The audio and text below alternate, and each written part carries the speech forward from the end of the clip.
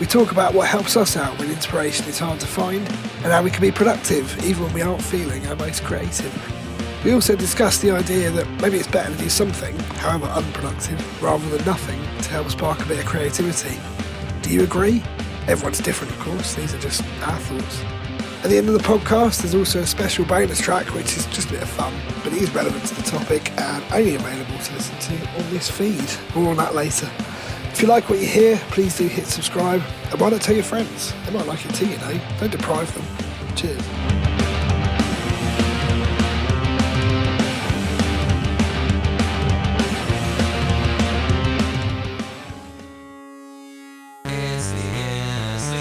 This week we're talking about creative ruts, how to get out of them, possibly what causes them, as well. We'll see how the fuck that goes. So let's start with Mike.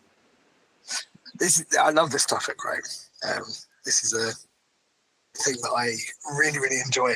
So I'm going to give you my answer on how I get out of a creative rut. And it's not going to work for everybody. I don't care. Like, it works for me. Try it. And if it doesn't work, try something else, right? I'm not a fucking therapist. But my thing is to do something completely stupid and silly, right? So if I can't think of what I want to do, or sometimes it's I can't think of something, I can't write, it's writer's block.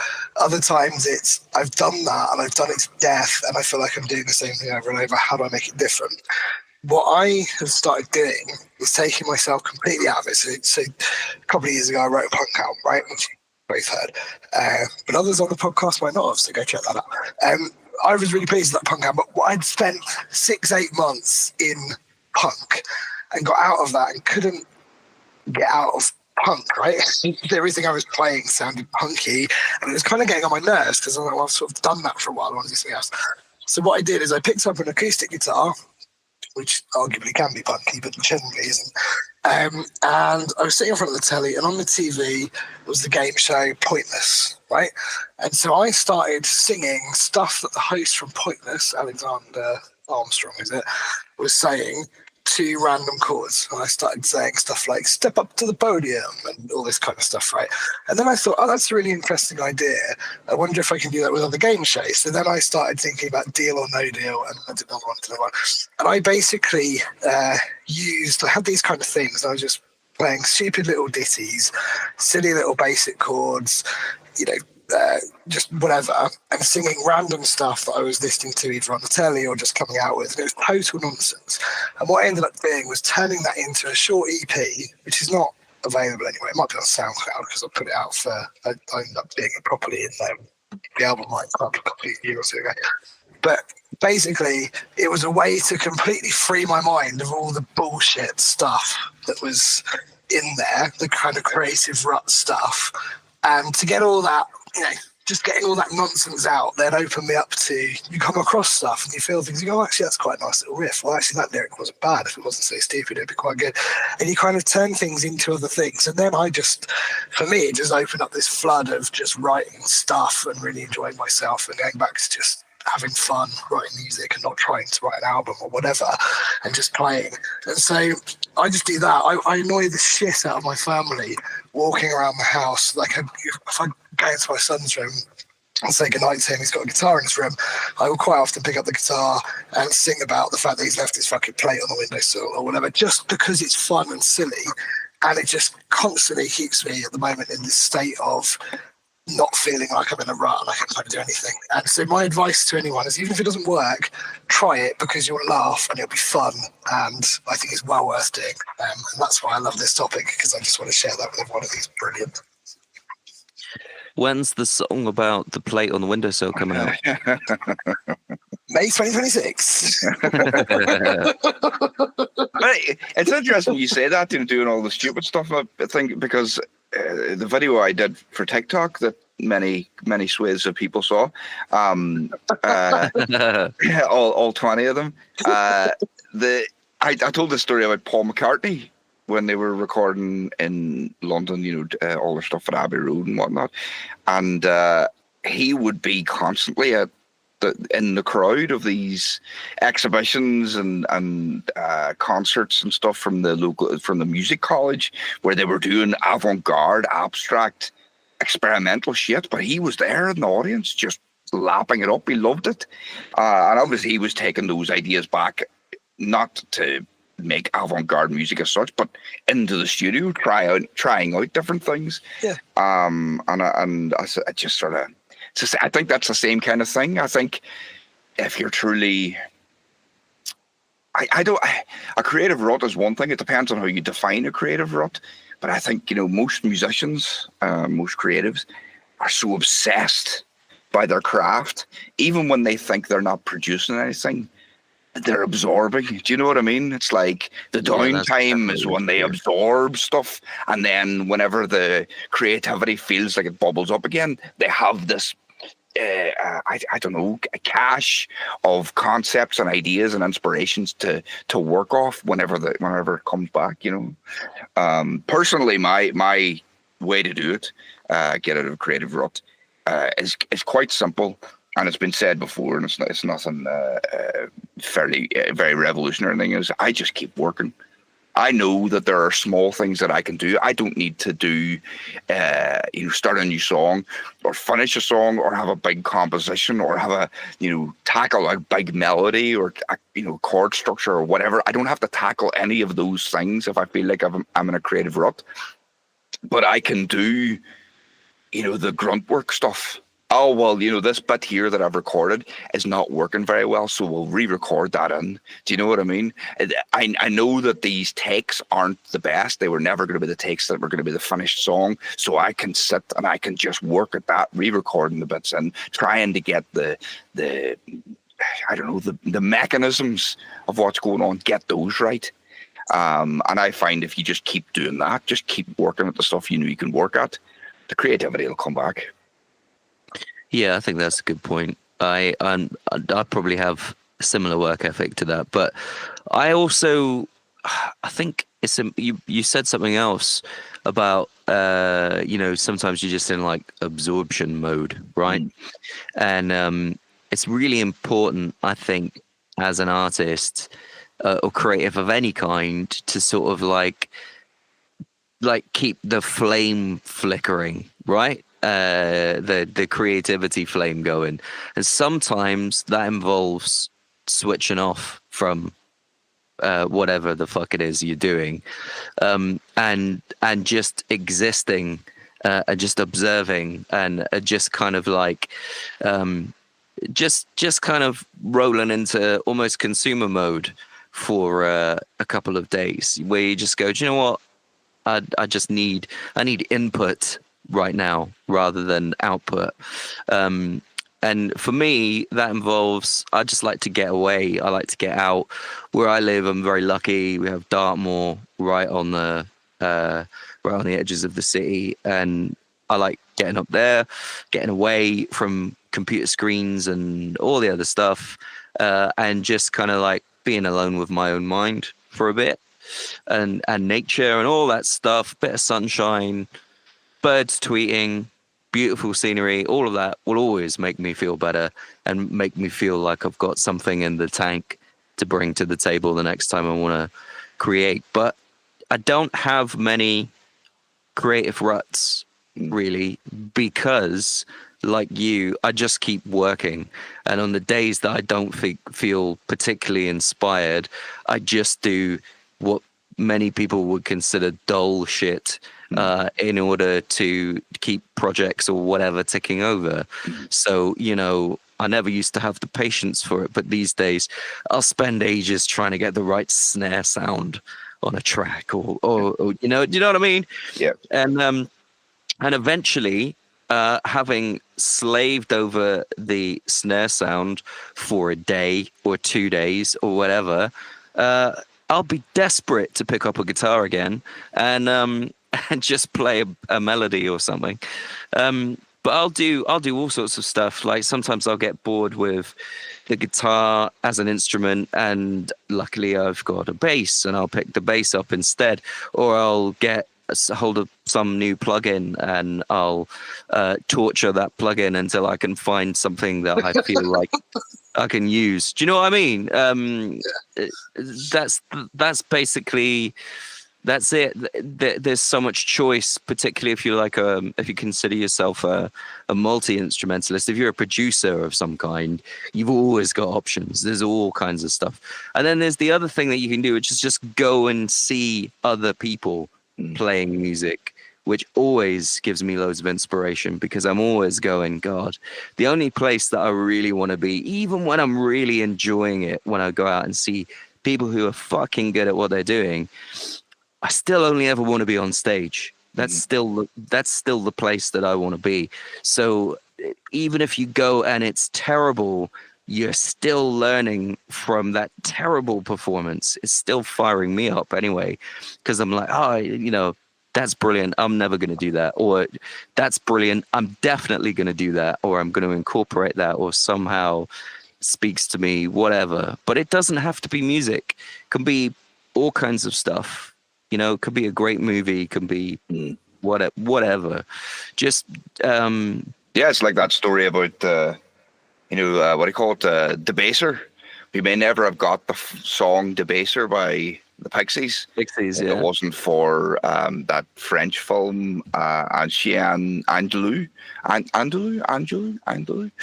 Right. That's where it's an old black and white film. It's a weird experimental kind of French film, and it was Charles Thompson or Frank Black was watching that, and that's where the line in the song "Slicing Up Eyeballs" comes from, because that's what happened. Part of the film. That's what's happening. Right. We may never have got that if it wasn't for that. Actually, yes, it rings a bell. There's another great story about the album "Our Love to Admire" by Interpol, and basically most of that album came about because I don't know, the rest of them were off doing other things in between touring and making records, and the lead guitar player of Interpol was just in his flat doing bugger all, and so he would put on old black and white German movies, but with the sound turned down, and then he would try and play the guitar over the top as if he was composing for the German movies. And so sounds basically, like Mike would do. Yeah. It sounds exactly like what. I mean, I don't know if there were too many songs on that Interpol album about plates being left on windowsills, but I'll go back and check. It's possible there is some overlap there. It's very reductionist today, you guys. Just bringing my own point down to that. Well, this is what we're doing. This is what the podcast is about. We have to summarize all this stuff up. You know what I mean? Mike likes to write songs about plates on windowsills. This is like if I got AI to summarize this podcast, it would say, "How to get out of a creative rut? Write a song about a plate." Oh, brilliant! That's the sum of the parts, is it? That's everything I say. Yeah, but Gozer's also out absorbing Dartmoor, and I'm over here just chugging away on mechanics or something. I've forgotten what we were doing exactly, but I think it's roughly that. I think you're probably right. I think there is the other serious point I was going to make is that I am somewhat of a sporadic vocal note taker. So as soon as I get an idea, I'll fire up the recording app on my phone and just mumble a few lyrics into it, or play a short phrase on the guitar. Or one time, actually, Mike, the last time you and I met in person, when we went up Hay Tour and we took those photos that time. Yeah, that was great. Yeah, it was a good day. We took the guitars up a tour on Dartmoor Grim. That's what we did. But as I was driving up to see you, this melody kept going round and round in my head, and I kept thinking, wow, this is brilliant. And I immediately stopped the car in a lay-by, and I sort of sang this stuff into the phone. And I listened to it about 3 days later and went, "What the fuck was that?" Right? And it's literally me like going bomb diggy diggy bomb diggy diggy bomb like something like that. like it was pure nonsense.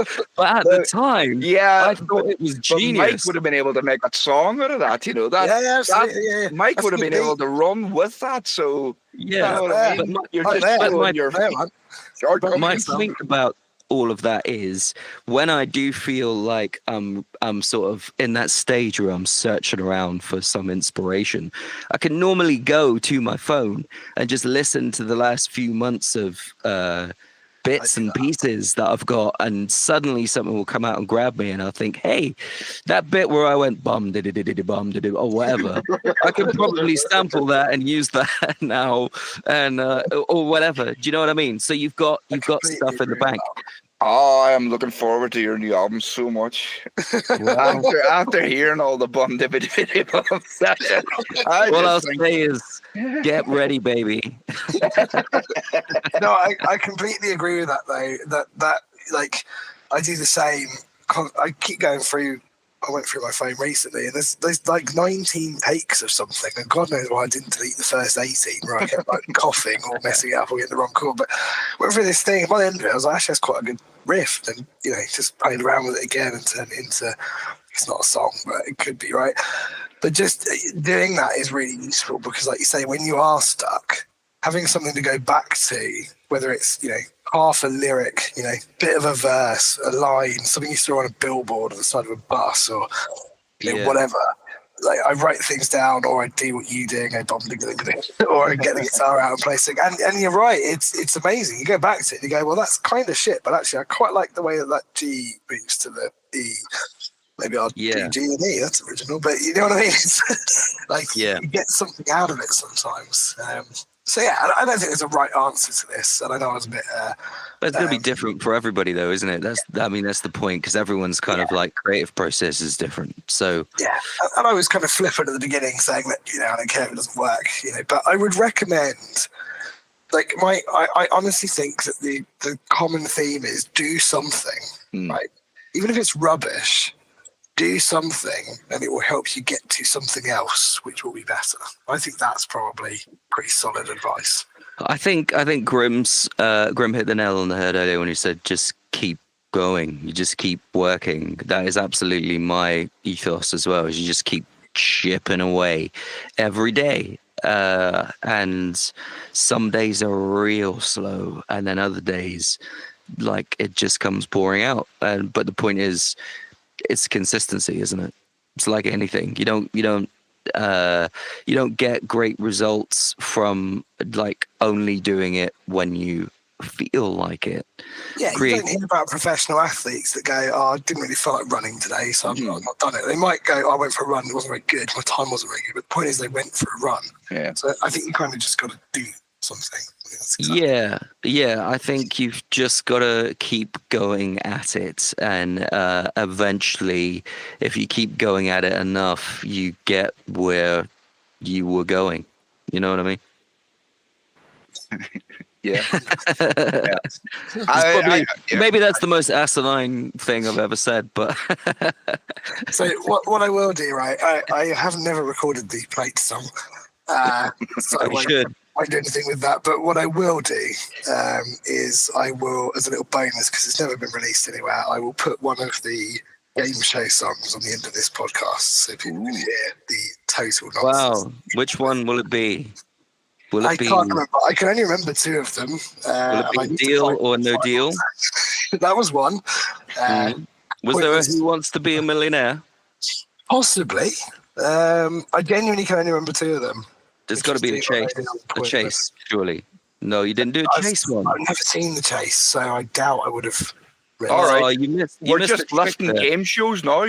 Yeah, you missed. For God's sake. Yeah, I could just see Mike sat there going, "The beast is gonna get you." Hang on, I've got the file. Hang on, here we go. Catchphrase: Deal or No Deal. Pointless. Jerry must be a Jerry Springer thing. I can only imagine. I can't remember it. Catchphrase. Yeah, see what you see. It's good, but it's not right. Not right. Anyway, like it. I will. I'll listen to those. Yeah. Grudgingly, I'll pick what I think is the best one, and everyone can have that as a 3-minute piece of joy.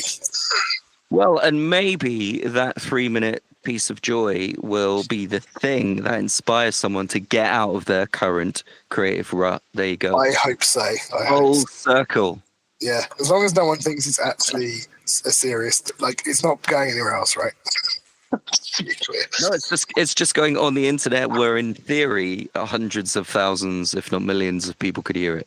Yeah, the entire audience of this podcast, all 7 billion of them could hear it.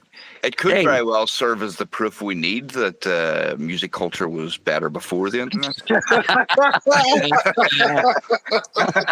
Yes, listeners, please listen back to episode 4 for our Go back. feelings on that subject. Yeah.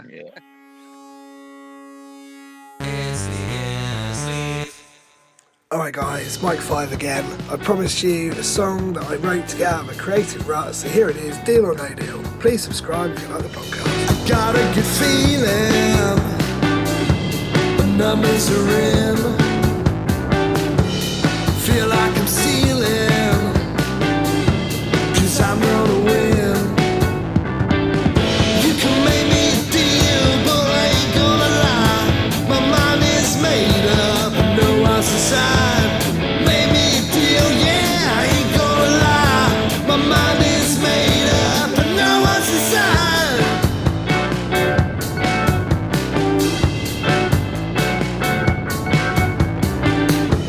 When you got a feeling, you go with the flow. Others are reeling, they know how it goes. You can make me a deal, but I ain't gonna lie. Mine is made up, and no one's inside. Make me a deal, yeah, you gonna lie. Mine is made up, and no one's inside.